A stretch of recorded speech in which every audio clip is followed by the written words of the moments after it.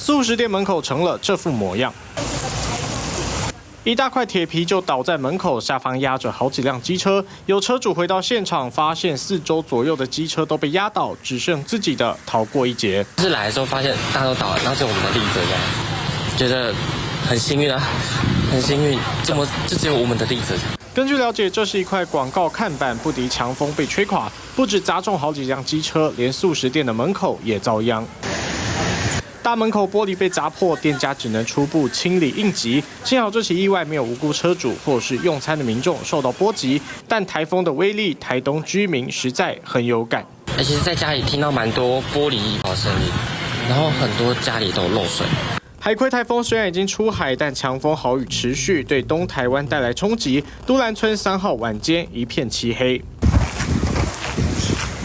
店家门口的招牌和杂物通通被吹得四散，只有车辆经过才能勉强有光线。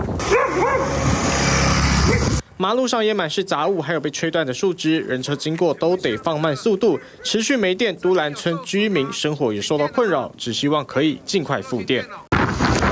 台东市区下午还有一辆17吨重的冷冻货柜车直接被强风吹到翻覆在路上。台东灾情一波接一波，只希望台风可以赶快经过。TVBS 新闻综合报道。想看最完整的新闻内容，记得下载 TVBS 新闻网 APP。